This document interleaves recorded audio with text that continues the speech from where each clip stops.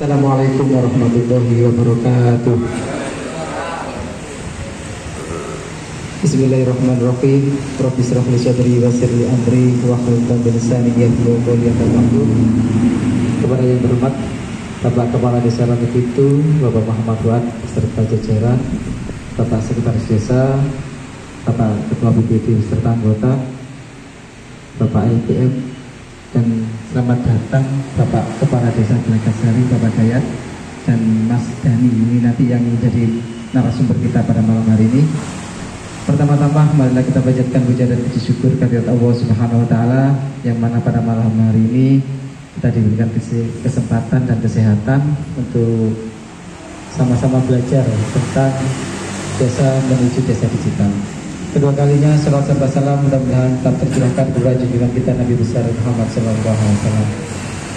Bapak-bapak, pada undangan yang berbahagia, mari pada kegiatan sosialisasi pada malam hari ini kita benar-benar memperhatikan, mempelajari agar desa yang akan menjadi desa digital sesuai dengan visi dan visi Kepala Desa Rambut itu bisa tercapai dengan lancar dan sukses. Untuk mengawali acara, mari kita buka dengan bacaan surat Al-Fatihah. Ila hadratil Mustafa Muhammadin sallallahu alaihi wasallam. Lahumul Fatihah.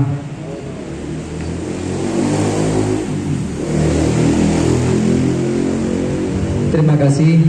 Adapun acara pada malam hari ini yang pertama adalah sambutan dari Bapak Kepala Desa, sepatah dua kata. Langsung dilanjut dengan pemaparan yang akan disampaikan oleh Mas Dani tentang digital web Desa Rambut Desa.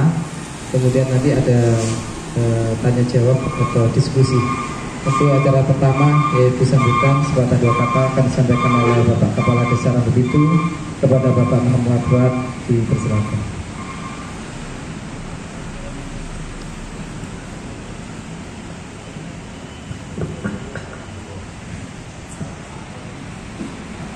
Assalamualaikum warahmatullahi wabarakatuh. Yang saya hormati Bapak Dayat dari Desa Nagari, yang saya hormati Mas Dani, lalu yang dari Malang, yang saya hormati Bapak Ketua BPD Desa itu serta jajarannya, yang saya hormati Pak Sekdes serta anggota perangkat yang lain, serta itu yang saya hormati Ketua LPM Desa Rambut itu beserta jajarannya. Pertama-tama marilah kita panjatkan puja dan puji syukur kepada Allah Subhanahu wa taala yang pada malam hari ini bisa berkumpul di acara sosialisasi terkait desa digital. Kedua, salawat serta salam kita tercurahkan kepada junjungan kita Nabi besar Muhammad SAW. Bapak Ibu yang saya hormati, sesuai visi misi saya di tahun kemarin itu tahun 2023, Rambut itu berbasis nanti desa digital. Kemarin saya konsultasi dengan Bapak Dayat, Pak Kades Gelagasari. Akhirnya saya dipertemukan dengan Mas Dani untuk membuat aplikasi di desa digital. Pada malam hari ini nanti Mas Dani akan menjelaskan bagaimana caranya kita di web dan terkait komunitas juga surat menyurat ada maktab di sini. Saya berharap dan mohon dukungan kepada BPD dan LPM untuk mewujudkan visi misi saya di tahun 2023 untuk tahun itu menuju desa digital. Iku mawon sabutan dimulai dengan segala sesuatu. Wassalamualaikum warahmatullahi wabarakatuh.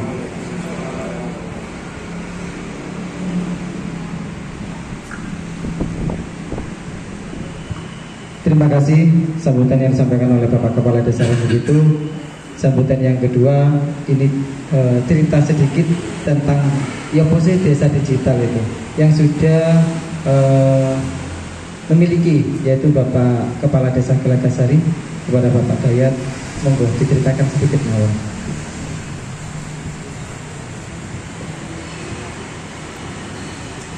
Assalamualaikum warahmatullahi wabarakatuh. Yang saya hormati Pak Kades, Pak Fuad. Pak Fuad atau Mas Fuad ya? Derek anu nggih, keluarga nggih. Derek nggih. Lah nggih nopo gak wani-wani. Sepun kula kandhani Mas. Engko getun-getun oleh kakak di sini. Yang saya hormati Ketua BPD beserta anggota Ketua ATM serta anggota, saya hormati seluruh masyarakat hadir, saya hormati Pak Dani serta Om Heri. Jadi memang Pak Buat ini sebelum jadi kepala desa sudah kenal, saya sudah kenal. Jadi sama dengan saya ini dulu juga pegiat lingkungan. Jadi lek ndelok sampah kering kabeh, Pak. Padahal sampah lek diolah itu dadi duit. Kamu betul-betul nyelekan titik. Kalau ceritakan sejarah kali Mas Bupati. Jadi di Gelagasari juga seperti itu. Setelah saya jadi Pak Desa, tapi visi saya sampah yang saya utamakan. Karena zamannya Pak Bupati sudah maju desa digitalnya ini. Ya alhamdulillah saya juga kenal Pak Dani ini tidak sengaja. Soalnya angan-angan sudah lama, sudah tahun 2021, 20 sudah sampai saya silpa-silpakan terus. Karena belum ketemu sama orang yang pas untuk mengelola digital ini. Jadi alhamdulillah ketemu Pak Dani, pertama ini ketemu di alun-alun Malang. Jadi tidak sengaja. Jadi itu Pak Dani ini istri saya bowo di saudaranya. Terus cerita-cerita bahwa visi apa saya punya rencana untuk desa digital. Pak Dani didengar waktu itu. Terus dapat 1 minggu janjian di alun-alun, kenalan, terus ngomong 2 minggu lagi sosialisasi ke desa saya. Karena alhamdulillah ya, insya Allah tahun ini desa saya sudah digital. Di insya Allah November ya, ini masih noto ini Pak. Penduduknya, jadi alamatnya kan ternyata dengan belum masuk digitalnya sudah ini mulai karena banyak sekali KTP ini yang tidak sesuai. Dan di tempat saya itu kan ada 2 dusun, satu ya di situ ada Gendengan dan Gelatik di tempat saya. Tapi orang-orang itu bikin alamat Gelatik Timur, Gendengan Timur, padahal seharusnya tidak seperti itu. Jadi ya dusunnya ini ya itu. Jadi banyak KTP yang semerawut, tapi nanti ditoto sama jalan nanti, atasi nanti. Ya ceritanya seperti itu, terus ketemu Mas Fuad ini, Mas Fuad itu menggebu-gebu mulai dulu. Senangannya opo karena masih muda ini ya. Aku khawatir untuk di nafsu itu tenaga yang kurang. Oh gak rapi-rapi. Aku tenaga ada. Jadi gitu ceritanya, nanti biar lebih detail Pak Dani yang menjelaskan nanti. Bisa bapak-bapak dan ibu-ibu bisa bertanya mendetail ya. Jadi mungkin itu dari perkenalan saya. Wassalamualaikum warahmatullahi wabarakatuh.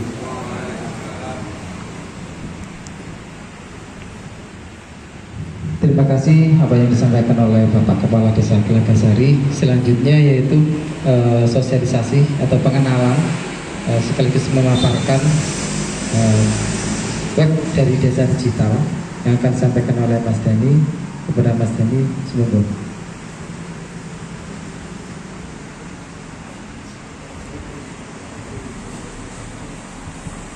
Assalamualaikum warahmatullahi wabarakatuh. Perkenalkan, saya Dani Ordana.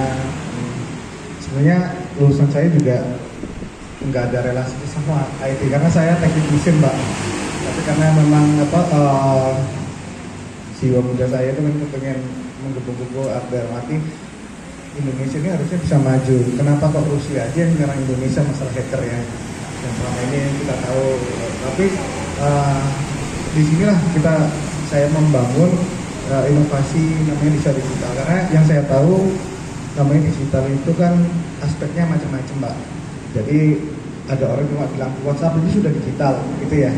Nah terus padahal sebenarnya digital itu aspeknya itu dari in dan out, maksudnya masuknya dan keluarnya. Jadi ketika dari Pemdes ini tadi punya inovasi digital, tetapi yang memanfaatkan kan harusnya warga, betul ya Pak ya. Nah warga ini tadi bisa mengakses ke Pemdes melalui digital tadi. Nah apa yang diakses itu macam-macam Mbak. Kalau ditanya ini aplikasi ini digitalnya seperti apa? Apakah cuma hanya komputerisasi saja? Sebenarnya bukan hanya komputerisasi, tapi sistematis. Jadi kalau sistematis itu nanti saya jelaskan secara detail. Saya juga mohon kepada Bapak, Ibu, Mas, Mbaknya juga kritis ya untuk bertanya. Maksudnya saya mohon dikasih masukan kalau aplikasi ini tadi ada yang kurang atau yang sistemnya Pak ini kalau di punya kita itu datanya itu morat-marit seperti kayak Pak Dayat sampaikan tadi. Jadi waktu aplikasi sudah dipasang, server sudah dipasang, internet sudah oke ya. Kemudian waktu kita mengkonversi data Pak, konversi data itu dari database penduduk kepada aplikasi. Ternyata ada alamat RT RW-nya. Waktu saya tanya wilayah administratif ya Pak ya. Pak, administratifnya di desa Gelagasari itu RW-nya ada sampai 20. Oh, enggak sampai Mas, sampai 20 RW Mas itu. Nah, ini warganya sampai 20 RW. Ya apa-apa, itu kan sebenarnya nanti gini.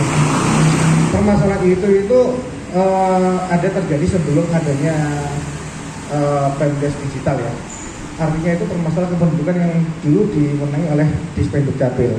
Jadi dulu kan ada proyek dari Dispenduk Capil untuk mengentry atau membuat cetak KTP. Nah, cuma data itu kan jadi namanya kementerian Mendagri, Kementerian Dalam Negeri itu membawahi Dirjen, Direktur Jenderal Adminduk. Nah, itu kebetulan beliau itu Profesor Zudan itu membawahi semua Dispenduk Capil seluruh Indonesia, kabupaten, kota maupun provinsi. Nah, menemukan suatu permasalahan yang namanya NIK ganda, betul ya Pak? NIK ganda itu terjadi seperti baru ketahuan ketika ngurus BLT, PKH, terus jam sostek. Nah, masyarakat itu NIK-nya itu double.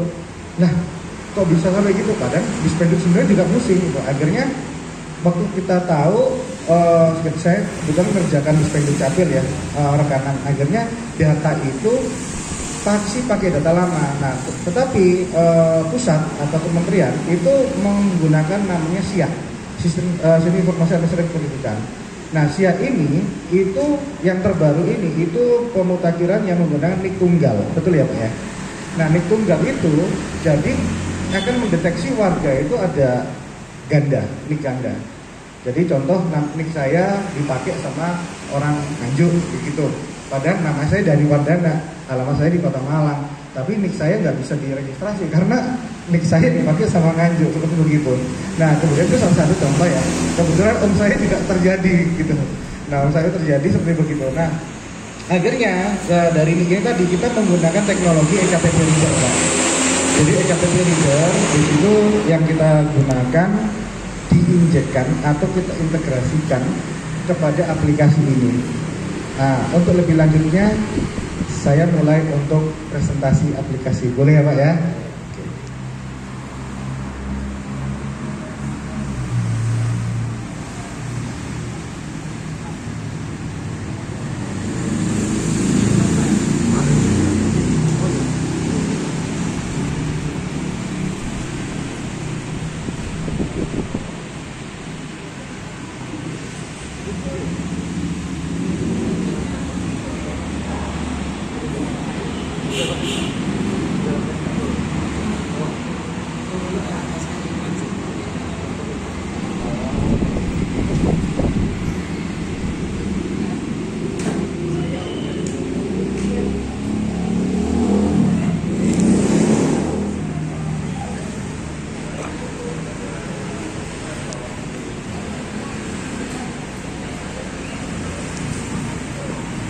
Jadi saya jelaskan dulu ya Pak dasarnya aplikasi tersebut. Aplikasi ini yang kita butuhkan. Jadi kebutuhan aplikasi kita yang utama itu adalah server Pak. kenapa harus server? Kenapa harus menggunakan server Intel Xeon? Kenapa nggak seperti komputer biasa seperti rakitan atau all-in-one PC kayak gitu? Karena kalau yang usia rakitan itu menggunakan prosesor desktop yang standar. Jadi bedanya apa sih sama Intel Xeon? Intel Xeon itu 24 jam, server itu kan jalan terus. Nah, kemudian engine yang Android, karena aplikasi ini kita berhubungan dengan Android. Jadi Android itu tidak bisa posisi idle, jadi harus real time. Kenapa harus real time? Karena warga untuk mau pelayanan itu sewaktu-waktu, betul ya Pak? Itulah waktu itu saya tanya Pak Dayat, Pak Dayat apa Pak Buat, udah siap desa digital? Karena desa digital itu artinya desa digital itu menurut saya ya Pak, itu harus transparansi, tidak ada pungli Pak. Jadi warga itu nggak dipungut biaya untuk membuat surat. Kebanyakan kalau di desa-desa kan masih dipungut biaya ya buat suratnya. Kalau kita dengan menggunakan desa digital, aplikasi kita itu nggak bisa. Karena sistem kita itu terintegrasi sama server langsung. Jadi otorisasi untuk pelayanan itu sistem ganda, verifikasi ganda. Yang pertama dari operator, yang kedua approval dari kepala desa. Jadi kepala desa harus ready time Androidnya karena harus approve gitu Pak. Itu seperti itu untuk Androidnya. Kemudian kita harus menggunakan koneksi internet karena aplikasi kita itu online. Online itu dari server desa dihubungkan dengan internet. Kemudian itu diakses menggunakan smartphone maupun laptop atau komputer warga. Nah Mas, kalau warga saya nggak punya internet gimana? Rasanya nggak mungkin semua pasti punya ya Pak. Tethering juga bisa. Tapi kalau nggak punya smartphone, ada warga saya yang udah tua kan, biasanya permasalahan itu kan muncul. Udah tua, banyak kan orang tua sekarang lebih canggih deh kalau menggunakan smartphone ya Pak daripada komputer. Jadi aspek yang kita punya itu ada gadget, yaitu atau smartphone. Yang kedua maupun komputer dan laptop. Nah kemudian untuk menghubungkan mempublish aplikasi jaring internet agar mudah diakses. Jadi internet ini mulai dari mana saja itu bisa diakses. Contohnya nggak harus dari Pasuruan, dari kota manapun bisa mengakses. Tapi dengan catatan itu dia sudah terregistrasi oleh aplikasi. Berapa kecepatan internet yang dibutuhkan dari aplikasi tersebut? Itu estimasi 40 MB. Jadi 40 MB tersebut itu share ya Pak. Yang kedua, kalau menggunakan dedicated itu 10 MB. Kebetulan kalau di Gelagasari yang saya kemarin itu 40 share. Share itu artinya gini, jadi internet itu kalau kita langganan di Telkom atau di provider apapun ya, kita bisa minta yang share atau yang dedicated. Oke, nah terus internet itu fungsinya apa? Nah, jadi dari klien tersebut menggunakan IP public. Nah, IP public itu yang ada di situ 201.123.123. Pak Dayat yang kemarin yang langganan tiap bulan itu IP ini. Nah, sedangkan IP ini yang kita injekkan kepada domain. Kebetulan kalau di Gelagasari namanya sawudure.com. Nah, setelah dia masuk, itu masuk router. Nah, router itu yang di tengah ini Pak, di bawahnya IP public ini. Jadi router tersebut itu akan mendefinisikan kepada server. Jadi nggak salah kamar ya bahasanya. Kemudian masuk kepada server tersebut. Jadi supaya bisa mengakses aplikasi. Oke. Ini update statis. Mengapa harus update statis? Ya cara kerjanya seperti tadi. Karena update statis ketika router provider mengalami resetting atau restart, maka IP yang Anda gunakan akan tetap sehingga tidak perlu mengalami proses reprovisioning. Saya jelaskan mungkin ini teknikal banget ya. Mungkin maaf ya Pak, memang karena digital itu memang sekali ya. Jadi IP itu ada dua. IP public yang dinamis, yang biasanya kita langganan itu dapat IP public dinamis tapi berubah-ubah. Tapi kalau statis itu langganan sendiri. Jadi walaupun router kita dimatikan, terus kita nyalakan lagi, kita cek di myip.com itu tidak akan berubah. Itu perbedaannya. Nah, fungsinya apa sih IP tadi? Fungsinya itu menginjekkan kepada domain kita, domainnya aplikasinya kantor desa. Jadi bisa nggak sih aplikasi ini tanpa IP public? Bisa. Tetapi ketika routernya mati atau kantornya listriknya mati, terus hidup lagi, domain itu nggak akan bisa diakses. Begitu Pak. Nah, Router boot dengan alat ini IP public status dapat kita rekatkan pada IP status lokal sehingga ketika klien mengakses domain maka akan mengarahkan ke IP lokal server. Oke. Nah, kita masuk di aplikasi. Manfaat aplikasi itu ada surat keterangan atau pengantar. Kita ada dua definisi ya Pak. Jadi ada offline dan online. Offline itu seperti apa sih offline? Offline itu dari operator. Dari operator tadi itu akan membuka aplikasi, diterima berkas persyaratannya, di scan. Kenapa harus di scan persyaratannya? Karena itu merupakan arsip dari kantor desa Pak. Yang online bagaimana? Online nanti warganya mengupload sendiri melalui handphone Androidnya. Jadi contoh nanti secara lanjut nanti ada di aplikasi. Oke, yang kemudian komunikatif. Media komunikasi terintegrasi di genggaman Android agar warga dapat langsung komunikasi melalui teks menggunakan fitur live chat. Jadi warga, apakah semua warga tahu nomor perangkat desa? Nggak mungkin, betul kan? Akhirnya apabila ada orang yang pindah ke baru atau ada orang warga yang domisilinya kerja di orang luar kota tapi kerja di sini, itu dia hanya menggunakan Android bisa komunikasi dengan kantor desa. Oke, nanti saya jelaskan lagi secara teknis. Kemudian media calling. Jadi sebenarnya media calling ini itu aplikasi kita itu dari Android, asalkan menggunakan fitur yang ini ya Pak, IP phone. Jadi iPhone itu telepon biasa yang ditaruh di kantor desa tanpa menggunakan pulsa, tapi internet. Kemudian Android ini dari warga mau telepon di kantor desa, di situ sudah ada pilihannya. Ada sekdes, ada kades, ada kasih pelayanan. Oh, saya butuh kasih pelayanan. Oke, dari kasih pelayanan ini tadi,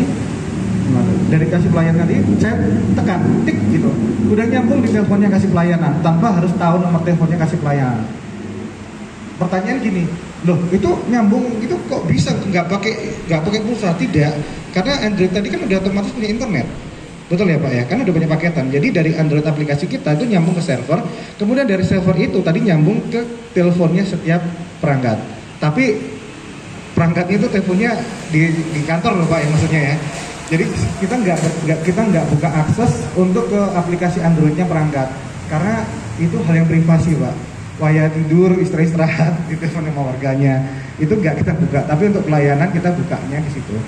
Kemudian media layanan pengaduan. Nah, jadi warga itu bisa mengadu secara online, jalan atau macet atau kejadian apa itu ada di sini.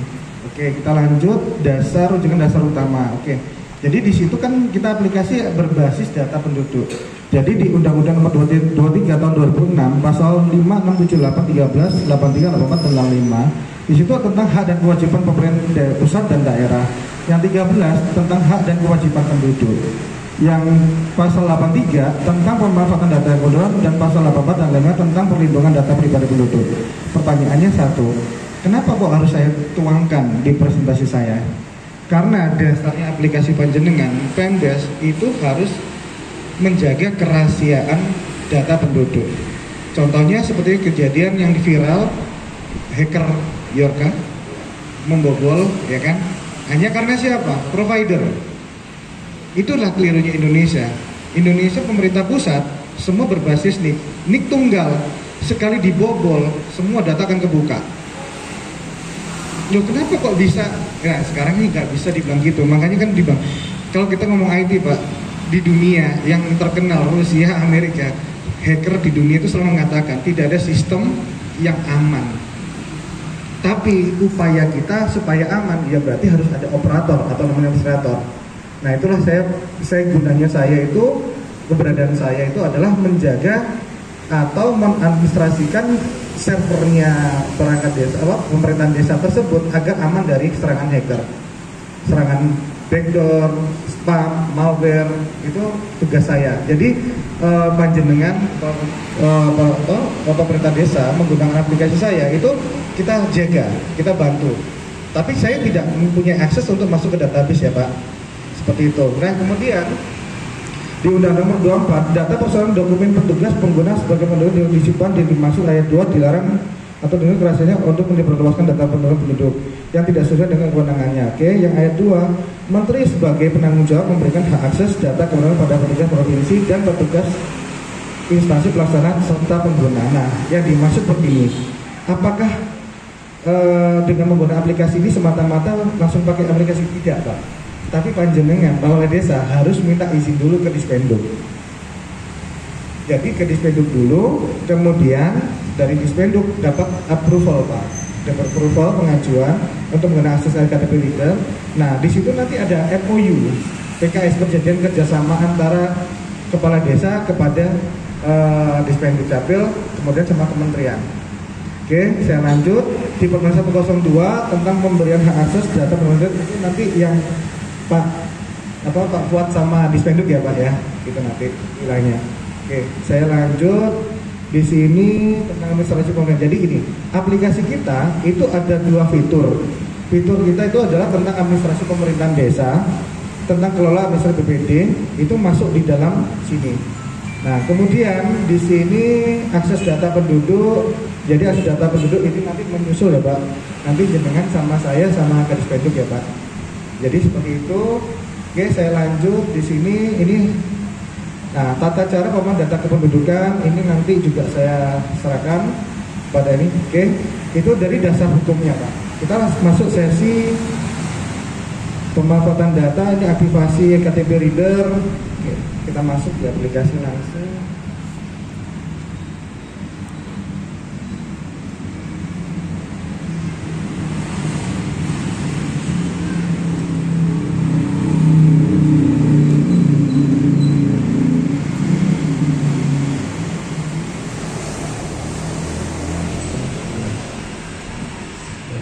Jadi aplikasinya seperti ini. Jadi tampilan di awal ini adalah tampilan beranda seperti dengan KIM ya. Kalau tadi kan KIM-nya dari Mas Irwan ya. Sebenarnya KIM-nya ini itu desa mandiri Pak. Jadi di mana yang di sini tampilan pelayanan maupun apa itu yang mengisi semua yang setting mulai dari out beranda ini, dari header navigator itu bukan saya, tapi desa sendiri. Jadi desa, operator kantor desa itu harus paham mengenai tentang ini semua. Nah, kemudian untuk pelayanan, jadi untuk kita masuk pelayanan di sini ada di bawah ini ada namanya layanan surat. Nah, di layanan surat ini warga langsung bisa mengakses atau membuat surat melalui mekanisme. Contohnya ini. Ketika saya sebagai warga yang sudah terdaftar data NIK saya di database-nya kantor desa, kemudian saya bisa memilih salah satu surat. Nah, kita harus masukkan NIK. NIK ini langsung dari pemohonnya. Apabila dia tidak terdeteksi, maka orang itu pasti baru pindah, oke Pak. Nah, kalau baru pindah, berarti kan di database-nya nggak ada. Dia akan datang. Nah, itu yang saya bilang offline. Nah, setelah datang waktu di operator dicek, oh iya memang tidak ada NIK-nya, didaftarkan melalui kelola penduduk. Nanti kita langsung masuk sesi aplikasi fiturnya. Nah, untuk syaratnya informasi ini kita tampilkan di sini agar warga bisa tahu. Oh, iya ya, syaratnya untuk keterangan wali nikah itu ternyata KTP sama KK, umpama itu ya. Nah, kemudian di situ nanti ada tombol upload Pak. Setelah nanti ini dimasukkan itu akan ada tombol upload supaya warganya bisa ngupload sendiri. Jadi dari handphonenya maupun dari komputer atau laptopnya dia ngupload sendiri. Nanti masuk ke server. Nah, nanti server itu ada wilayah sendiri ya Pak. Wilayah sendiri di setiap ininya.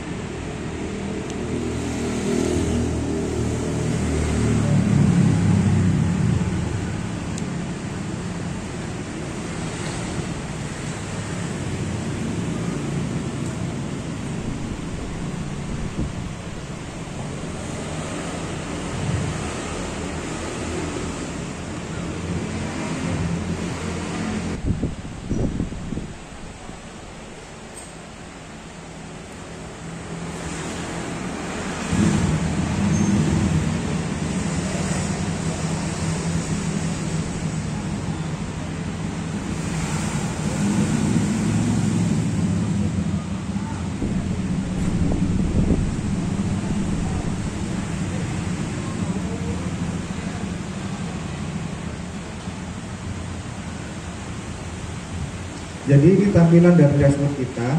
Jadi dashboard kita itu di sini ada rekapitulasi jumlah kepala keluarga, total penduduk, jumlah laki maupun jumlah perempuan. Nah, kemudian di bawah itu ada namanya grafik. Nah, di grafik ini kita bisa sampai ke bawah ini. Ini kita bisa cetak. Jadi kebutuhan kalau seandainya ada dinsos atau dari kecamatan butuh grafik atau butuh rekapitulasi, itu cukup download dari sini. Jadi jenengan kalau perangkat desa ya biasanya pas lagi di kecamatan, waduh nggak bawa filenya, langsung akses saja. Jadi itu udah semua ada di sini. Jadi satu genggaman ya Pak artinya. Tuh. Nah terus kemudian di sini kita sudah sediakan tuh download PNG, JPEG, PDF, SVG. Biasanya itu kalau kecamatan mintanya, kalau di kecamatan A itu saya pernah bilang, Mas ini kok kecamatan saya mintanya JPEG, yang sana mintanya PNG, yang satunya mintanya SVG. Tuh, kok macam-macam aja. Daripada saya buat satu-satu, saya keluarkan semuanya Pak. Jadi mereka kebutuhannya langsung saya gitu. Nah ini kita statistik ini standar ya Pak.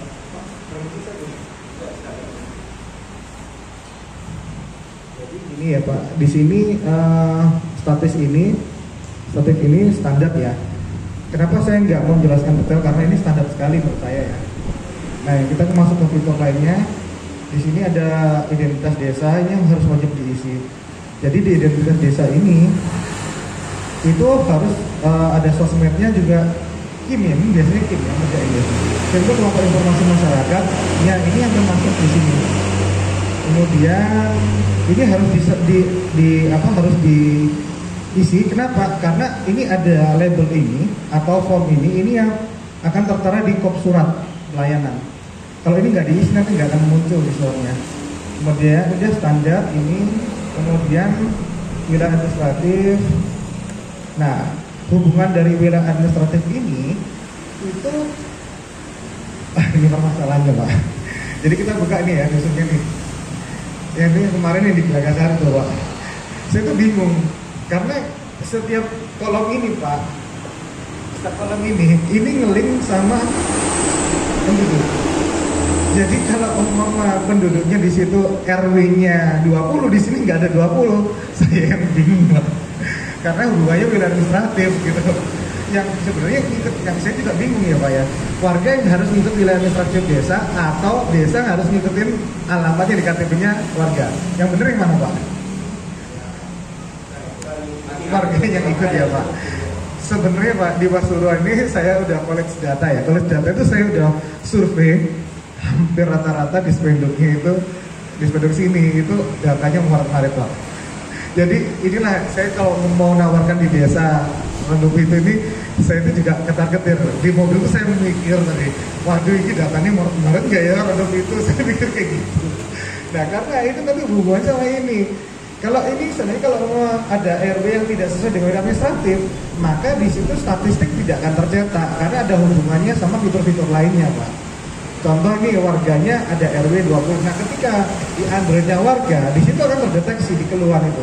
Kalau dia ngisi, ini jalan di RW 10 ini kok rusak dengan itu. Nah di situ jenengan bisa lihat logiknya. Siapa sih yang ngelaporin? Oh namanya Rizky.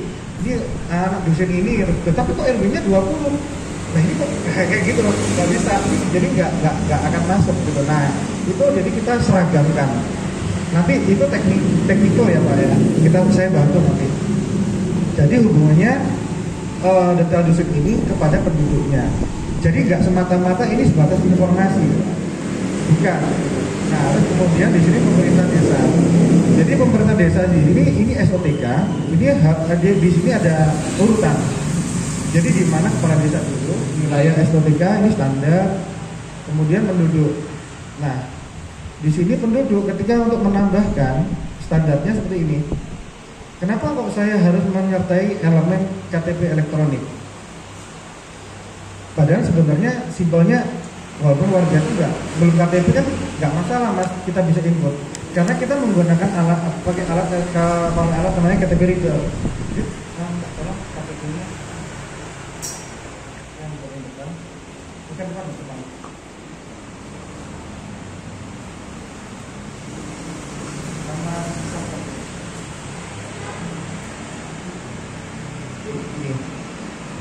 Kenapa kalau fitur saya ini menggunakan KTP reader? Jadi warga untuk yang datang itu menggunakan alat KTP reader tersebut itu tinggal taruh aja.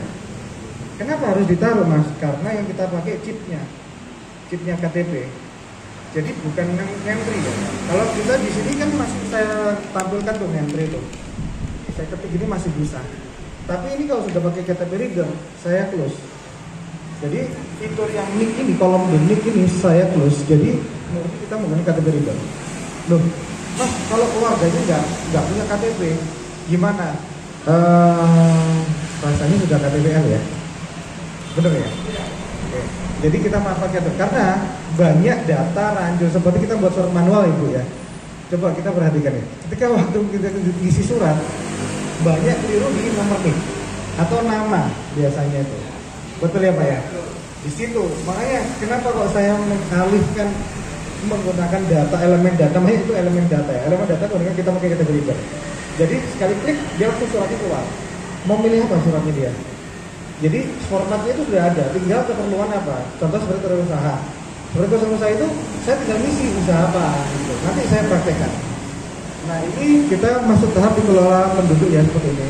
Jadi kita alasan saya kenapa harus saya tampilkan KTPL karena warga ini yang menggunakan KTPL jadi bisa langsung kita detek. Oh udah. Tapi kalau mama anak kecil Mas yang belum 17 tahun, betul ya?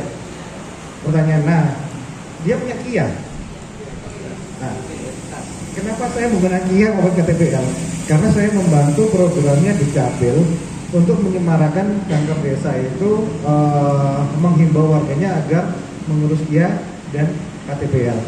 Dan itu sebenarnya gratis tuh Pak. Gitu. Nah, kalau nanti dispenduk di sini, seandainya nih Pak ya, dispenduknya minta biaya gitu ya untuk KTPL, nanti jangan telepon saya Pak. Karena gratis, dari kementerian itu gratis.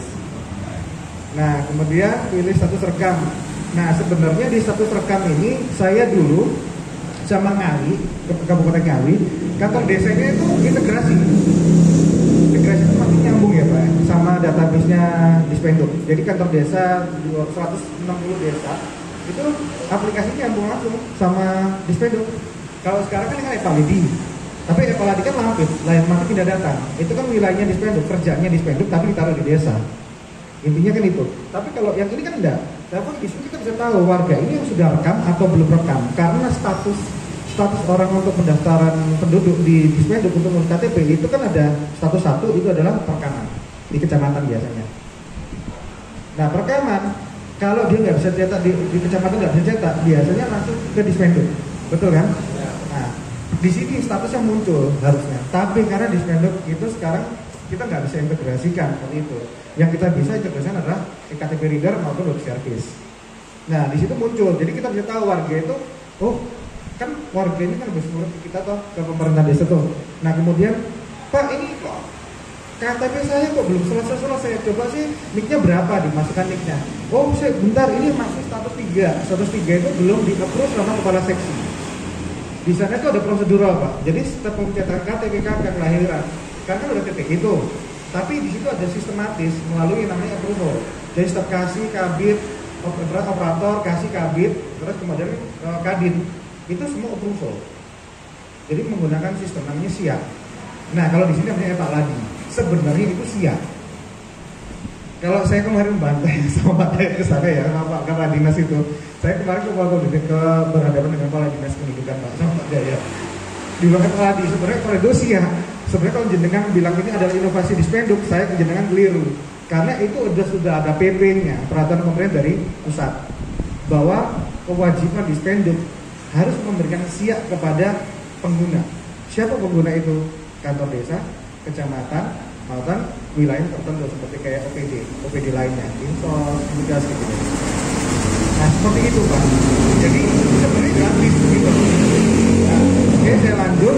Di situ dari status rekam itu kita close Pak. Jadi kita di sini sifatnya manual. Kalau yang kemarin kita sudah otomatis bisa lihat datanya orang.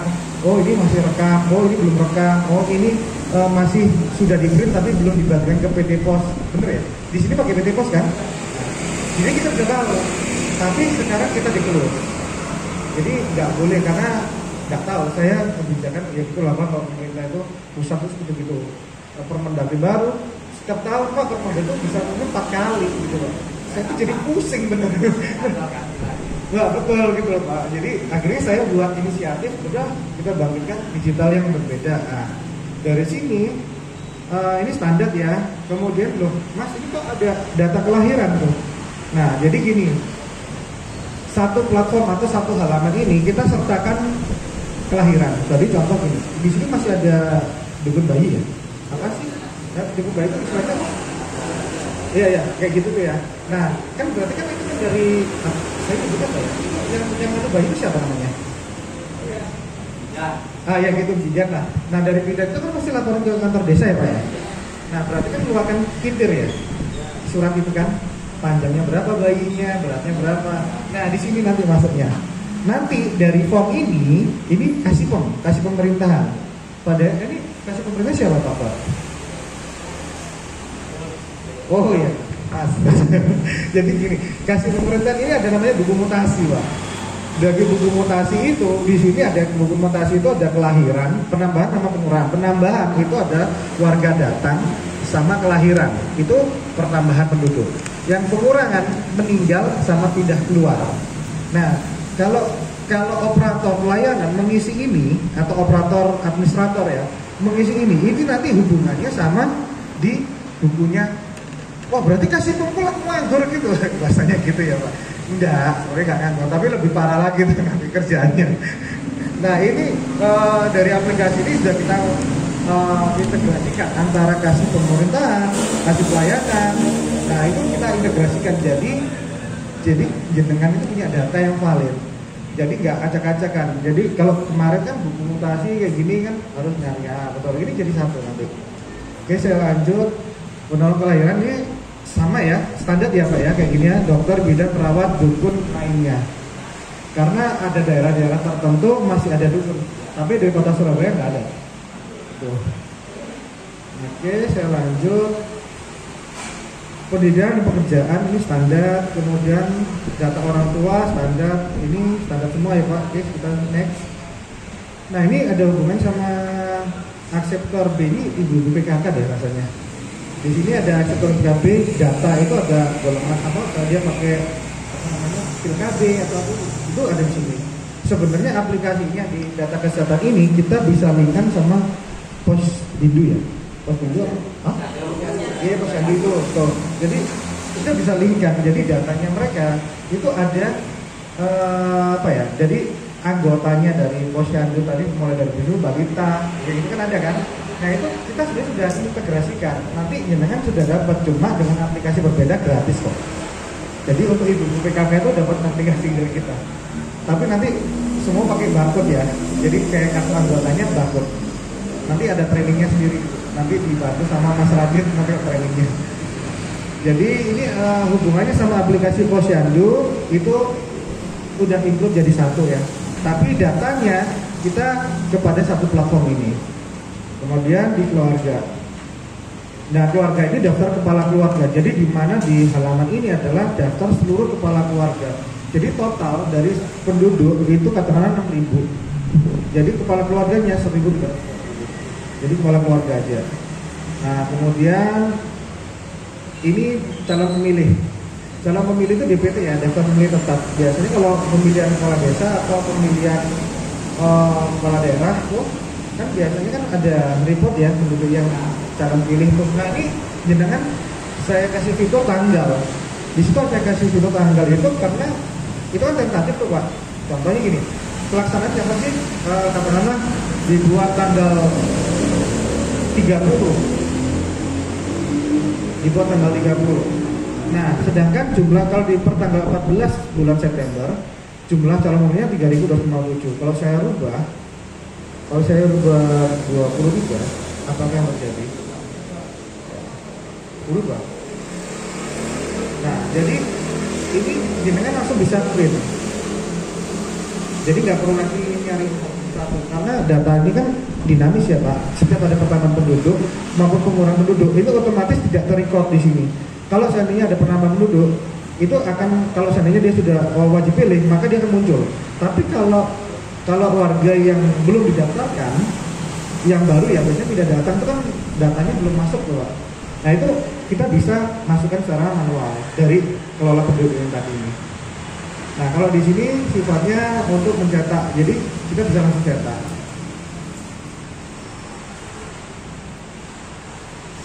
Oke, Mas kok lambat Mas? Betul ya? Tadi kan loadingnya lambat tuh. Karena waktu preview ini saya tidak menggunakan PDF.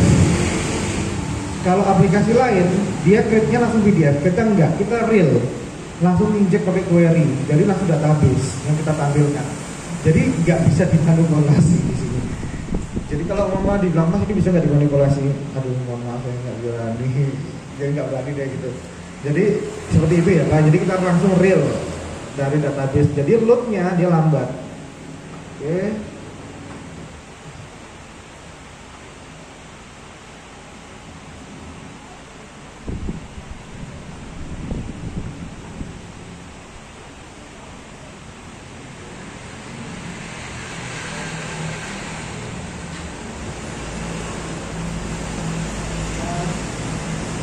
Sebelasnya nggak jalan.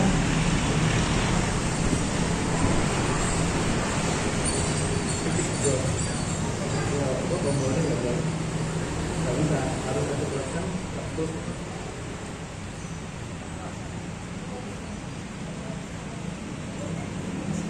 Nggak bisa. Ini kan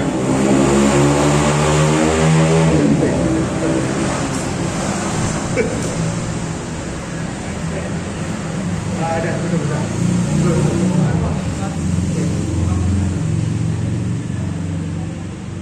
Oke, saya lanjut lagi.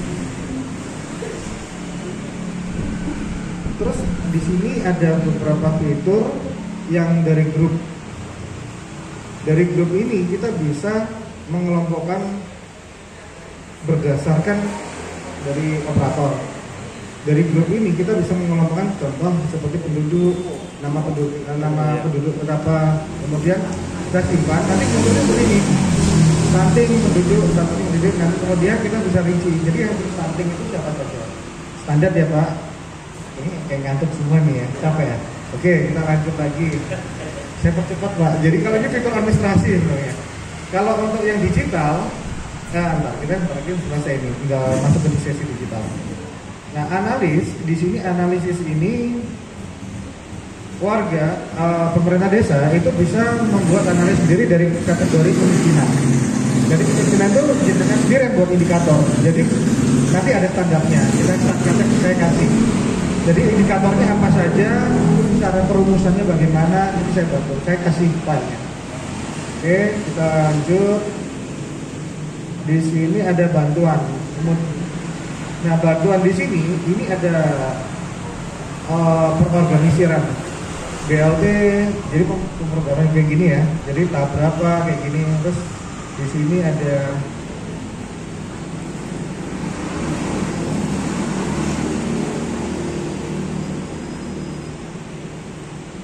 terus kemudian di sini ada berapa ini tanggal masa berlaku, kemudian di sini untuk memasukkan orangnya atau penduduknya tinggal nambahin berdasarkan nick ya. Jadi tinggal ketikkan nick nanti dia akan muncul. Kemudian di sini identitas kartu peserta. Ini yang ngurus biasanya kasih apa nih? Kesejahteraan, kasih Kesra ya. Oke. Di sini ada browse kartu pesertanya. Jadi saya serahkan di sini. Saya buatkan suatu fitur kayak gini dan konfigurasi peserta sebelah kiri. Oke, saya lanjut. Tahu Kesranya siapa? Kesra. Betul ya Pak, gini ya? Pakai manual ya selama ini? Oh, iya. Ini jenengan nggak usah tulis tangan Pak. Dari rumah aja bisa Pak. Tapi repotnya Pak, tapi marah-marahin dong. Ini kok, wah ini perangkat itu nggak ada yang masuk. Kemudian di kantor, di rumah udah bisa kerjain. Oke, di sini kemudian kita lanjut. kelola surat. Nah ini yang penting ya Pak. Pertanyaannya saya riset aplikasi lain yang pernah masuk di desa. Saya tidak cocok sama draft suratnya, betul ya? Karena suratnya punya saya nggak kayak gini. Nah kalau kita nggak Pak. Jadi jenengan dari aplikasi ini, jenengan yang bikin sendiri, bukan saya. Loh kok bisa Mas? Terus nanti dibatasi, suratnya paling cuma 20 atau 21. Enggak Pak. Jenengan mau 100 surat, jenengan bikin dari sini. Kan kadang-kadang berubah-berubah Pak suratnya di Pemdes loh. Ya, aku maunya redaksinya begini, kayak gini, betul kan? Nah ini kita kasih fitur ini membuat surat. Kalau punyanya Pak Dayat, bentar ya. Kalau di Kelekasar itu kemarin belum. Ini saya masukkan punya Sauduren. Belum dibuat tuh Pak, Mbak Yani.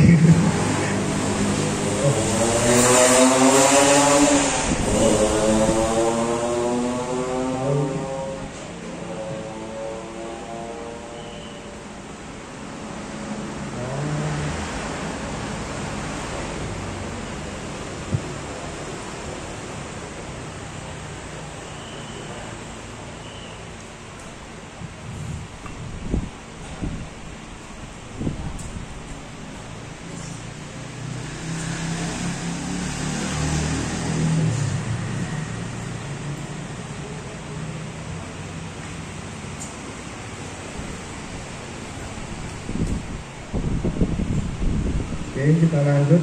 Jadi di sini kalau surat yang kosong, jadi jenengan bisa ngisi sendiri berdasarkan ini kasih ke umum yang paham ini. Karena ini saya ngambil dari Permendagri. Jadi kode surat saya ngambil dari Peraturan Menteri Dalam Negeri. Jadi untuk kode kependudukan ini semua sampai kode ini. Pertanian biasanya 520 gitu ya. Ini ya Sekdes juga tahu ya maksudnya.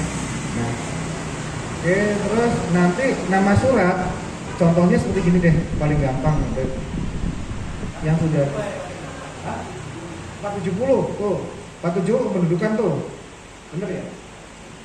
Kependudukan tuh surat keterangan usaha tuh 470. 57 bukan deh.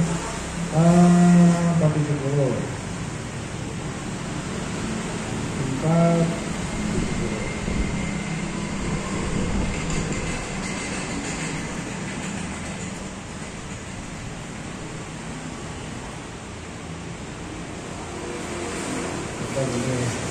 nama surat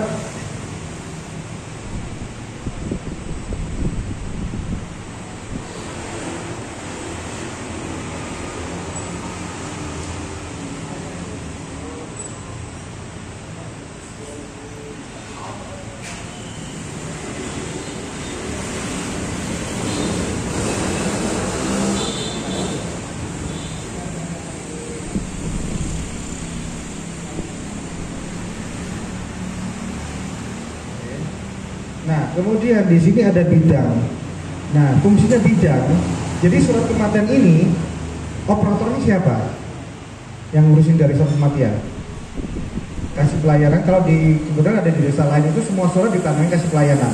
Tapi ada di desa lain tata usaha. Oke, jadi langsung kita pilih tata usaha di sini. Jadi kenapa harus ditulis bidangnya? Jadi ketika ada orang yang mengurus surat kematian ini, dia nanti masuknya ke surat masuknya tata usaha. Jadi di perencanaan, di kasih pelayan nggak muncul di surat masuk, yang muncul di tata usaha. Nanti yang verifikasi siapa? Ya tata usaha. Gitu. Nah, oke. Kemudian form suratnya ini standar, persyaratannya dimasukkan. Contoh 1 KTP KK itu selanjutnya ya. Oke. Nah, nanti isian tuh modelnya seperti gini. Nah, ini benar isian. Yang pertama di bawah ini ada kepala desa, jasa kayak gini. Ini contohnya. Jadi fungsinya seperti itu. Nah, kemudian ada lagi yang namanya kalimat isian subjudul. Gampangnya gini, yang sudah jadi aja. Yang sudah jadi di sini kita berarti mahasiswa atau tadi isi keterangan nih. Jadi kayak gini. Oh, boleh jam. Iya.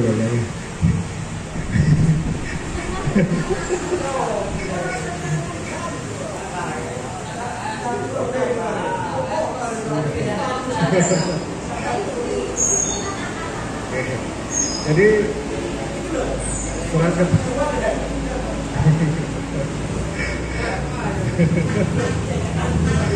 surat keputusan poligami. Jadi cara isinya seperti begini. Persyaratan orang. Nah, terus bedanya apa? Jadi tampilannya seperti ini nanti.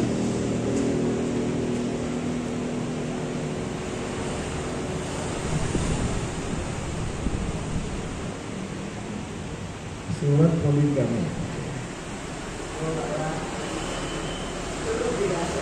Jadi, nah ini hubungannya. Jadi persyaratan munculnya di sini, padahal kita ngenternya di sini. Tuh. Betul ya Pak ya? Jadi kita isinya persyaratan di sini, nanti munculnya di sini. Nah terus kemudian contohnya bagaimana? Kebetulan ini kan udah dipakai sama desa, jadi nggak berani. Nah, kita kasih lihat contoh yang sudah pernah asiknya aja, yang sudah pernah kita buat, maksudnya sudah pelayanan ya. Ada usaha nih. Oke, ini arsipnya. Nah ini bedanya gini. Kalau ikonnya diklik, di sini ada beberapa kolom ya. Jadi icon, ini namanya icon. Ketika diklik berarti ini arsip. Tapi kalau yang di sini cetak, ini form. Nah ini edit berarti masternya. Kalau hapus berarti form ini atau surat ini dihapus. Oke, kita lihat untuk arsipnya. Di sini kita kasih statistik. Jadi untuk surat keterangan usaha bulan April berapa, bulan Februari berapa, ini ada di sini. Nah, terus arsip suratnya ada di sini. Nah, contoh di sini ya, kita cetak di sini. Langsung download. Kemudian kita buka. Oke.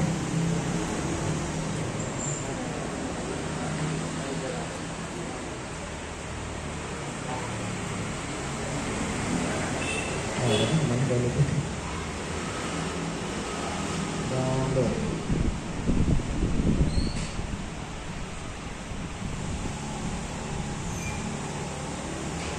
PDF jadi tanggal berapa kan? 22.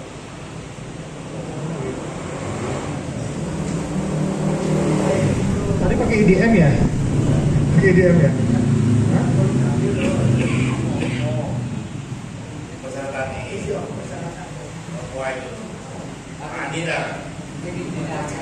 Hah?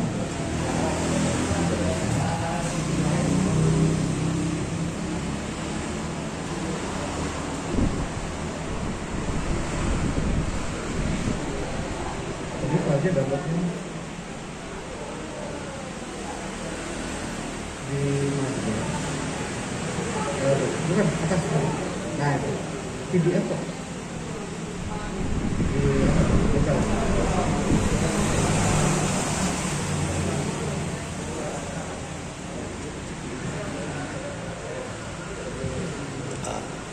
Oh, dikategorikan gini ya. Surat ini. Kok nggak ada gitu? Coba dong, kita lihat juga.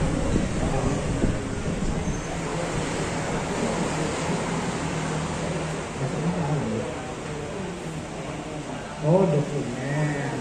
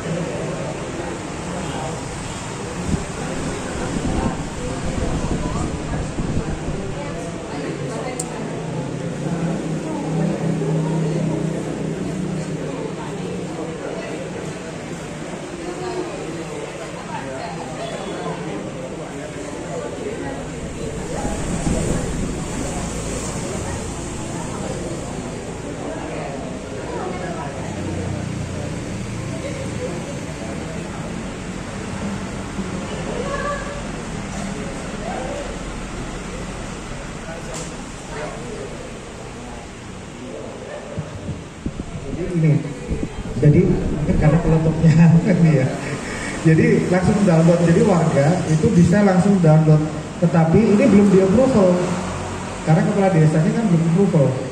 Kalau ada approval, nah ini ada pertanyaan nih. Di sini Desa Randuk itu apakah boleh pakai tanda tangan TTE itu melalui Kominfo.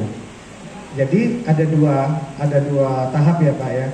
Yang pertama kalau yang menggunakan tenang pasa berarti ini dicetak warganya dibawa ke sini tanda tangan. Atau kalau menggunakan tanda tangan scan ada 3 Pak. Sebelum itu sebelum TTE itu ada tanda tangan scan-scanan tuh. Jadi kita bisa klik di sini. Jadi mereka sudah langsung ada tanda tangannya sama stempel. Tapi itu kalau tidak diperkenankan karena desa-desa beda-beda. Ada yang kalau di Blitar itu ada yang mintanya langsung di scan aja. Jadi langsung tanda tangan gitu sama. Nah itu jangan scan.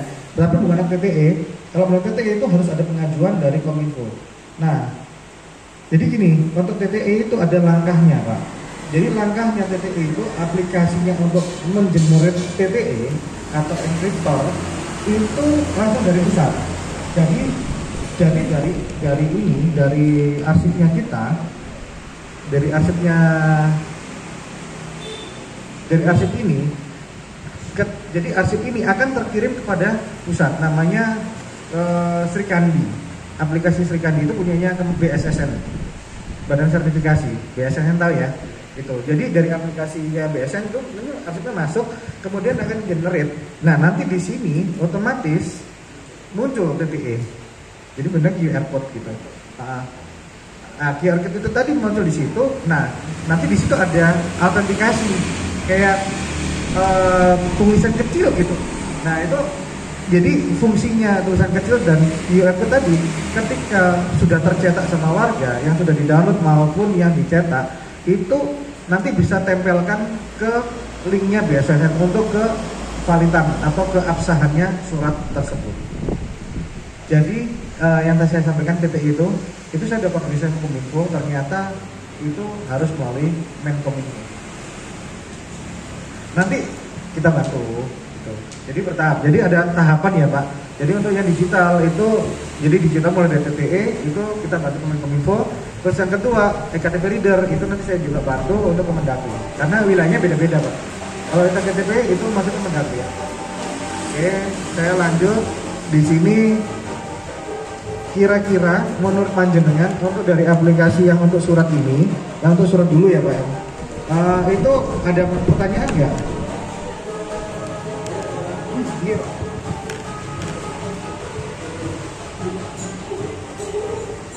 Dari semua keterangan yang disampaikan oleh Mas Dani, semua aplikasi apa yang sudah di-upload di situ, apa itu harus didukung oleh semua perangkat. Maksudnya perangkat yang paling tidak mengenal IT, paling tidak bisa punya Android. Nah, kalau seandainya dari beberapa perangkat itu tidak bisa, itu bagaimana? Maksudnya tidak punya Android dan tidak bisa mengaplikasikan Android. Iya. Terima kasih. Jadi di aplikasi Mas ya, di aplikasi terkait masalah surat menyurat sebelum ditandatangani Pak Lurah, bisa Kak nantinya di situ harus ada verifikasi dulu biar tidak salah nantinya ya. Bisa nggak? Verifikasinya verifikasi surat ya. Oke. Jadi verifikasi surat yang tadi saya sampaikan, kenapa di bidang ini nanti larinya ke kotak surat. Jadi sama pengajuan itu ada namanya kotak surat karena kebetulan saya loginnya ini adalah administrator. Nah seandainya kalau di sini ini saya contoh ya untuk punyanya Sauduran punya belakang saat ini itu ada wilayah sendiri.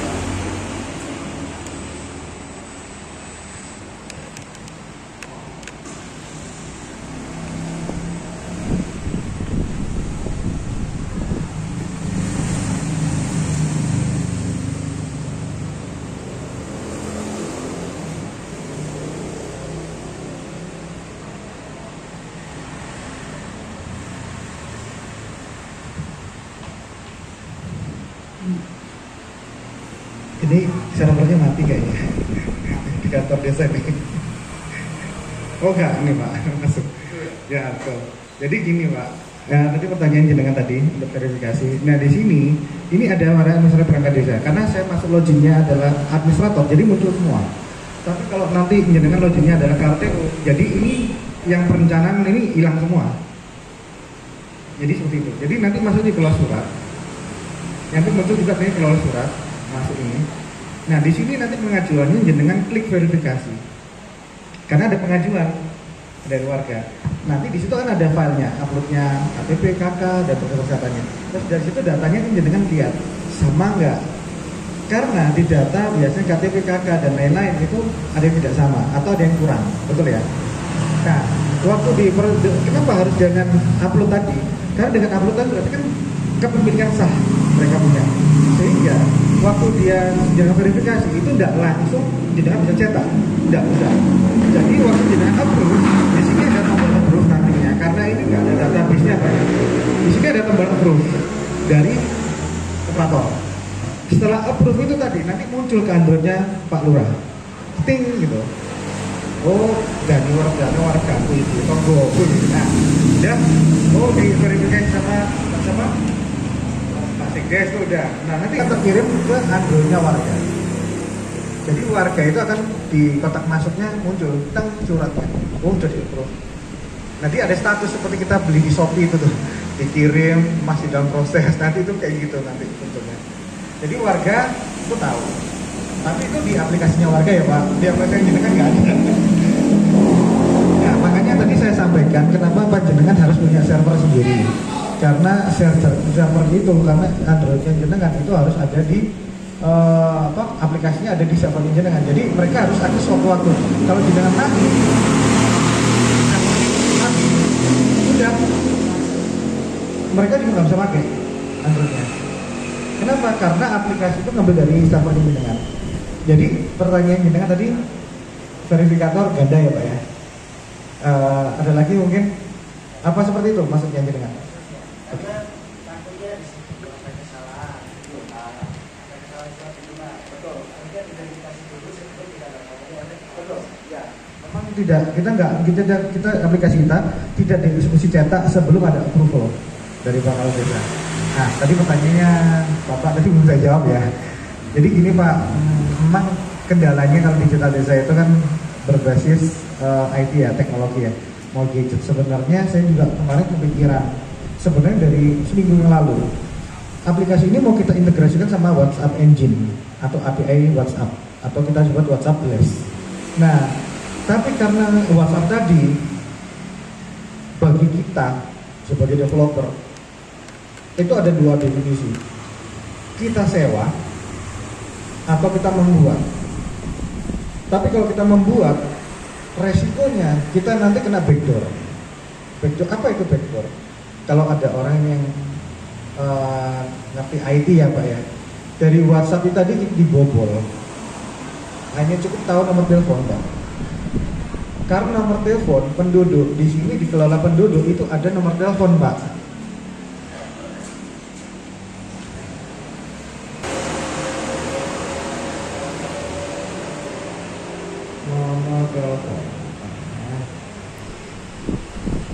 Nah, di sini ada nomor telepon. Jadi di datanya penduduk yang di aplikasi ini ada nomor telepon yang tertera. Kalau sampai kita pengguna WhatsApp, terus kemudian mereka menggunakan backdoor, ini aplikasinya saat database ini panjenengan ya di luar kemarin nanti. Itu masalahnya. Nah akhirnya ya tadi hubungannya sama panjenengan tadi pertanyaannya ya. Itu saya berpikir teknologi apa yang membuat yang orang tua maksudnya mampu atau mumpuni bisa menggunakan. Saya bingung, makanya saya butuh masukan dari panjenengan. Kira-kira gimana? Kalau secara teknologi mungkin Android sudah cukup, tapi mungkin ada yang lebih, ada yang susah, ada yang orang nggak ngerti Android. Kira-kira dari panjenengan apa masukan bagi saya? Karena saya sejauh ini yang saya yaitu, akhirnya saya kalau yang dimaksud yang dua itu gimana? Tapi yang pasti warnanya ya. Ini. Oke, jadi di sini kalau untuk pelayanan di sini, untuk pelayanan ya khususnya ya, kalau untuk pelayanan warga itu dari sistematis ini mengajukan RT, ya kan RT tadi dapat Androidnya sendiri, aplikasinya sendiri untuk khusus RT. Jadi bedanya dengan warga apa sih? Jadi RT itu, bentar kita masuk session, bentar ya, jangan ngatur dulu ya Pak ya, penting banget. Oh iya, oh, jangan gitu Pak, malu saya Pak. Jadi gini, bentar. Kita ada hubungannya sama ini. Ini saya lewati ya sudah ya.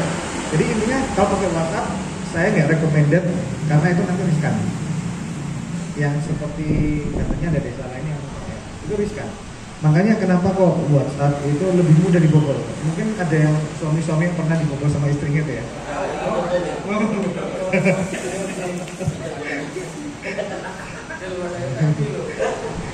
Oke, nah terus kemudian ini keluarga saya lewatin. Nah, tadi surat udah saya jawab. Mungkin ada lagi pertanyaan di surat karena yang lebih penting nanti di Masalah pembuatan surat, misalnya tanya dulu Pak kepada di kantornya. Enggak membuat nomornya apa secara otomatis kan ada nomor surat. Oh, iya Pak. Siap Pak. Ini alhamdulillah itu pertanyaan bagus. Jadi nomor registrasi. Jadi ini Pak, kalau nomor surat yang kita pakai ini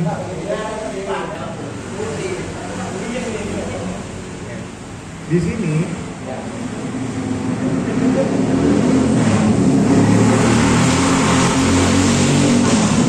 jadi nomornya itu otomatis Pak. Jadi ada dua settingan namanya di pengaturan surat. Di pengaturan surat. Jadi pengaturan surat di sini disetting dari awal sebelum setting surat atau buat master surat. Jenengan harus setting dulu. Tidak semua desa sama. Ada yang nomor berurutan untuk masing-masing surat masuk dan keluar untuk semua surat layanan, atau nomor berurutan untuk seluruh surat masuk. Jadi semua surat yang sudah kita bikin itu berurutan, mulai surat keterangan kematian, kelahiran dan seluruh berurutan. Nah itu semuanya berurut. Nah kalau yang nomor satu itu nomor berurutan untuk masing-masing. Jadi setiap surat ketemu usaha mulai dari 1, 2, 3 sendiri. Nanti kalau mas surat keterangan 1, 2, 3 kayak gitu Pak. Nah jadi kalau dibilang urut itu insya Allah urut. Karena kita nggak mungkin bentrok ya. Karena saya ulangi ya, di sini ada surat masuk ini ada definisinya ada dua. Yang atau warga buat surat mengajukan permohonan surat. Yang kedua surat masuk dinas itu kaur umum itu. Jadi kaur umum itu harus mengadministrasikan namanya surat masuk. Jadi di sini kita tambah ini manual. Tapi kalau yang tadi kan warga langsung muncul tuh di situ kan. Nah tapi kalau di sini kita tambahkan manual. Berarti ini ada surat dinas masuk. Ya ketika ada surat dinas masuk, di situ tanggal penerimaan kapan, berkas kami, kode suratnya apa, nomor suratnya apa, tanggal surat. Nah, ya surat kedinasan. Itu disposisi kepada siapa? Jadi surat itu disposisi ke siapa? Jadi tujuannya dari dinas dinsos, katakanlah ke Kesra. Nanti dia pilih gitu. Gitu Pak. Jadi dua ya. Loh, kenapa dijadikan satu? Karena biar nggak bingung orangnya. Kalau mau dibuat pisah-pisah pasti bingung ya. Saya sendiri juga bingung Pak kotanya. Nah ya betul Pak. Nah seperti itu. Jadi nah surat keluar juga begitu. Nah kalau umat katakanlah dari surat jenengan dari katakanlah dari saya keluar, nah itu sama jenengan buat. Nah bedanya ada hubungannya nih. Nah itu pelayanan surat